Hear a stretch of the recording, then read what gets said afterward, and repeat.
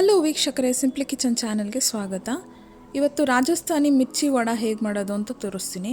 ಹಿಟ್ಟು ಕಲಿಸ್ಕೊಳ್ಳೋದಕ್ಕೆ 2 ಸ್ಪೂನಷ್ಟು ಬಿಸಿ ಎಣ್ಣೆ ಬೇಕು. ಅದಕ್ಕೆ ಎಣ್ಣೆ ಬಿಸಿ ಆಗಕ್ಕೆ ಇಟ್ಟಿದ್ದೀನಿ.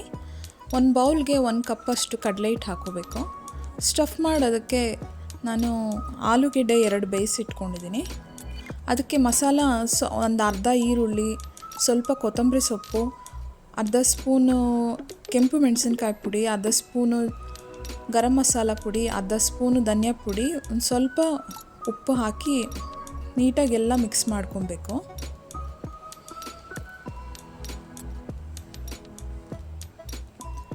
ಅದೇ ಮಿರ್ಚಿ ಬಜ್ಜಿ ತಿಂದು ಬೋರ್ ಆಗಿದ್ದರೆ ಡಿಫ್ರೆಂಟಾಗಿ ಇದನ್ನು ಮಾಡಿ ನೋಡಿ, ನಿಮಗೆಲ್ಲರಿಗೂ ತುಂಬ ಇಷ್ಟ ಆಗುತ್ತೆ. ಈ ಥರ ಅರ್ಧಕ್ಕೆ ಸೀಳ್ಕೊಂಡು ಮೆಣಸಿನ್ಕಾಯಿನ ಇಟ್ಕೊಂಡಿರಬೇಕು. ಬೀಜ ಎಲ್ಲ ತಕ್ಕೊಂಡಿದ್ದೀನಿ ನಾನು. ಈಗ ಹಿಟ್ಟನ್ನು ಕಲಿಸ್ಕೊಳ್ಳೋದಕ್ಕೆ ಒಂದು ಸ್ವಲ್ಪ ಸೋಡಾ ಹಾಕಿದ್ದೀನಿ.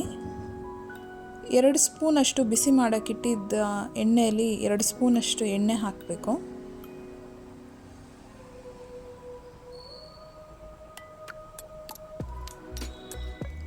ಅರ್ಧ ಸ್ಪೂನಷ್ಟು ಉಪ್ಪು ಹಾಕ್ತಿದ್ದೀನಿ.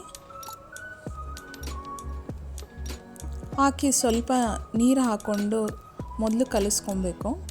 ಮೊದಲೇ ತುಂಬ ನೀರು ಹಾಕಿದ್ರೆ ತೆಳ್ಳಗಾಗ್ಬಿಡುತ್ತೆ.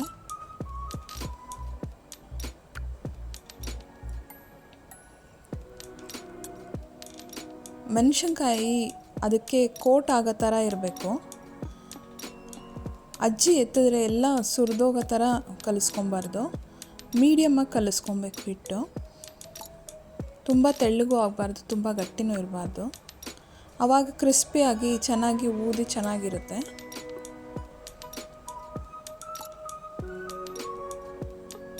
ತಣ್ಣಗಿರೋ ಎಣ್ಣೆ ಹಾಕಬಾರ್ದು, ಕ್ರಿಸ್ಪಿಯಾಗಿ ಬರಲ್ಲ. ಬಿಸಿ ಎಣ್ಣೆನೇ ಹಾಕಬೇಕು.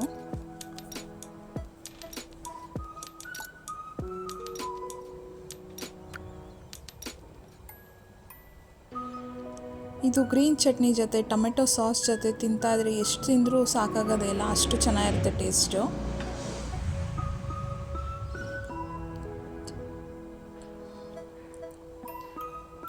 ಎಣ್ಣೆ ಉಪ್ಪು ಎಲ್ಲ ಹಾಕಿದ್ಮೇಲೆ ಮೊದಲು ಒಂದು ಸರಿ ಮಿಕ್ಸ್ ಮಾಡ್ಕೊಬೇಕು. ಆಮೇಲಿಂದ ನೀರು ಹಾಕಿ ಕಲಿಸ್ಕೊಬೇಕು.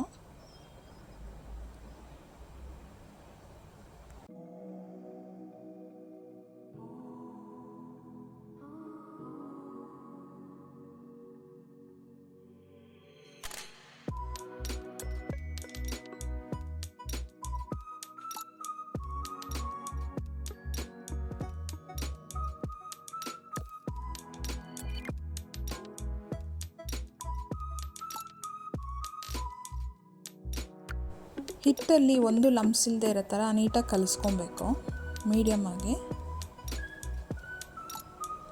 ನಾವು ಕಟ್ ಮಾಡ್ಕೊಂಡು ಇಟ್ಕೊಂಡಿದ್ದಂಥ ಮೆಣಸಿನ್ಕಾಯಿಗೆ, ಬಜ್ಜಿ ಮೆಣಸಿನ್ಕಾಯಿಗೆ ಇವಾಗ ಸ್ಟಫ್ ಮಾಡ್ಕೊಬೇಕು. ಸ್ವಲ್ಪನೇ ಆಲೂ ಮಿಕ್ಸ್ಚರ್ನ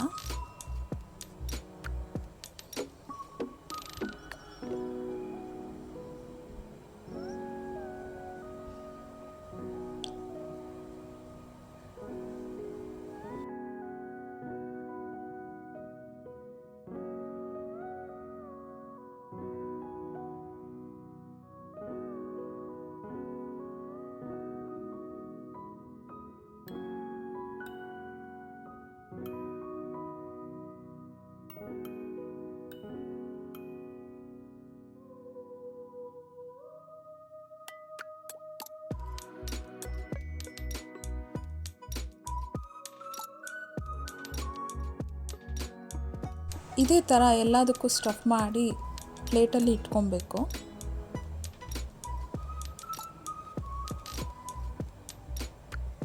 ಈಗ ಎಣ್ಣೆ ಬಿಸಿ ಆಗಿದೆ. ಬಿಸಿ ಆದಮೇಲೆ ಮೀಡಿಯಮ್ ಫ್ಲೇಮಲ್ಲಿ ಇಟ್ಕೊಬೇಕು ಸ್ಟವು. ನಾವು ಸ್ಟಫ್ ಮಾಡಿದ್ದು ಇಟ್ಕೊಂಡಿದ್ದಂಥ ಮಿರ್ಚಿಗೆ ಇವಾಗೆಲ್ಲ ಒಂದೊಂದೇ ಹಿಟ್ಟಲ್ಲಿ ಅಜ್ಜಿ ಹಾಕಬೇಕು.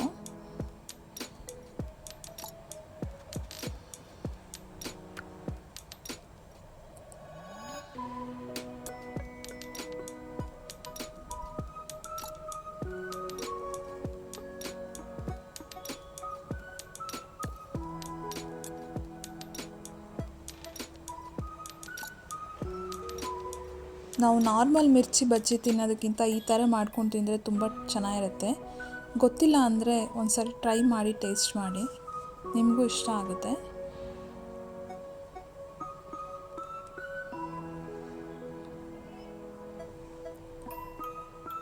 ಹಿಟ್ಟು ಕಲಸಿರೋದು ಪರ್ಫೆಕ್ಟಾಗಿದೆ ಅಂತ ಗೊತ್ತಾಗುತ್ತೆ ನೋಡಿ. ಬಜ್ಜಿ ಹಾಕಿದ ತಕ್ಷಣ ಅದು ಮೇಲೆ ಬರುತ್ತೆ.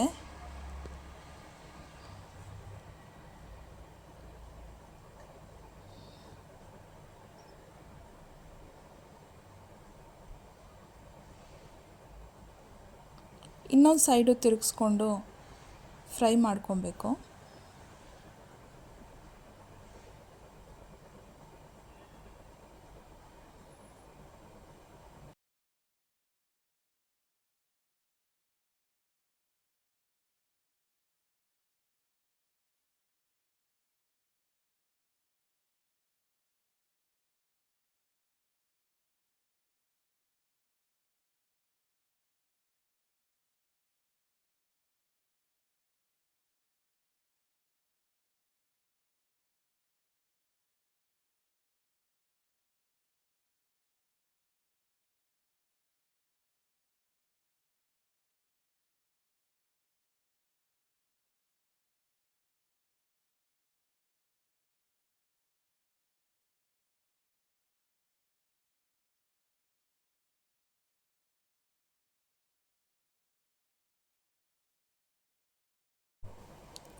ಈ ಥರ ಲೈಟ್ ಗೋಲ್ಡನ್ ಬ್ರೌನ್ ಬಂದರೆ ಸಾಕು, ತುಂಬ ರೋಸ್ಟ್ ಮಾಡಬಾರ್ದು, ಫ್ರೈ ಮಾಡಬಾರ್ದು.